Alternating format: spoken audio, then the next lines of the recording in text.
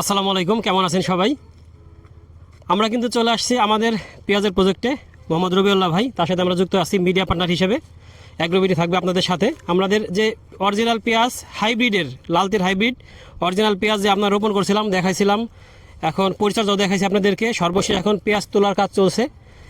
এ পর্যায়ে আসলে ভাষাতে আমি কথা বলবো যে আসলে এই যে পেঁয়াজটা এত সুন্দর পেঁয়াজ হয়েছে, পরিপক্ক হয়েছে কি না, বা এর থেকে ভালো বীজ সামনে হবে কি না, এই বিষয়ে ভাই আমাদেরকে একটু বলেন। আসলে আসসালামু আলাইকুম, যারা দেখছেন তাদের জন্য শুভেচ্ছা। আমরা হচ্ছে যে পেঁয়াজ, যে লালতির হাইব্রিডের পেঁয়াজ আমরা 78 কোটা সংগ্রহ করেছিলাম। তো 78 কোটা হচ্ছে 11 কেজি 700 গ্রাম।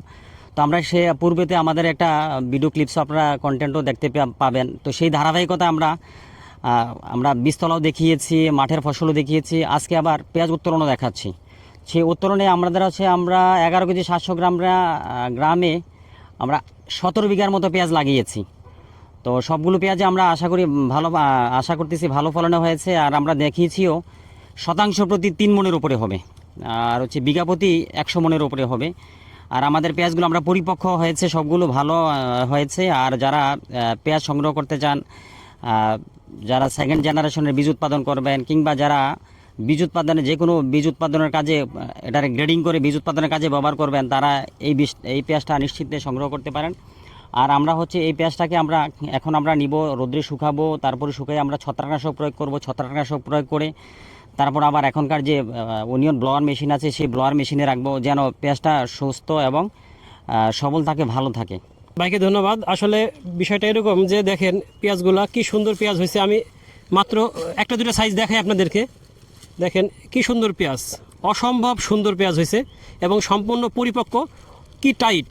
আসলে পেঁয়াজ দেখলেই বোঝা যায় যে এই পেঁয়াজটা কীরকম থাকবে, বাইর থেকে পরবর্তীতে কীরকম ভালো বীজ উৎপাদন হবে। এটা একটা মা পেঁয়াজ।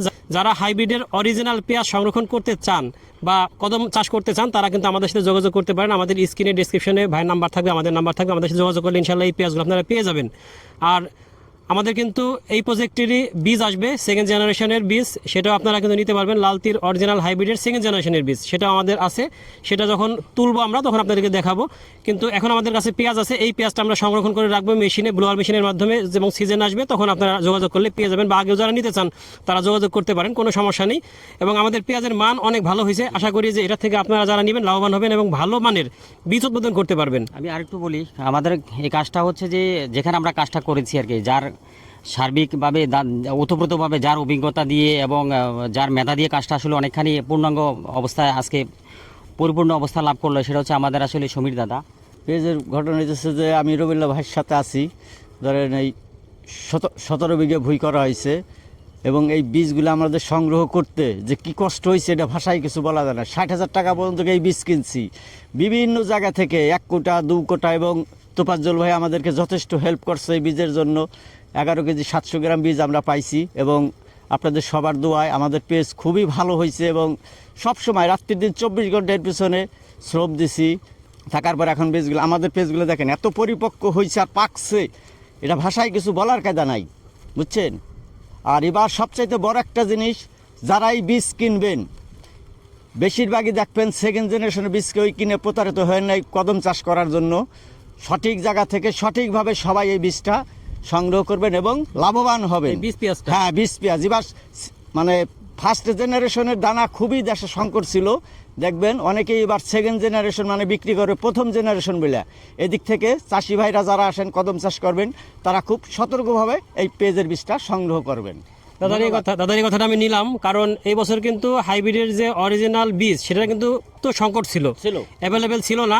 যার জন্য কিন্তু এই বছর যারা বলবে যে আমাদের কাছে অরিজিনাল হাইব্রিডের পেঁয়াজ আছে, তারা প্রতারণা করতে পারে।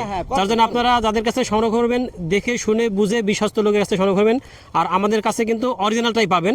আপনাদের কিন্তু শুরু থেকে শেষ পর্যন্ত দেখালাম যে অরিজিনাল হাইব্রিডের পেঁয়াজ, এটা কিন্তু এভাবে কেউ দেখাইতে পারে না। আশা করি আমরা যেভাবে দেখাচ্ছি ইনশাল্লাহ আমাদের কাছ থেকে পাবেন। আমাদের ফোন নাম্বার থাকলে আমাদের সাথে যোগাযোগ করবেন। ধন্যবাদ সবাইকে, আসসালামু আলাইকুম। সবার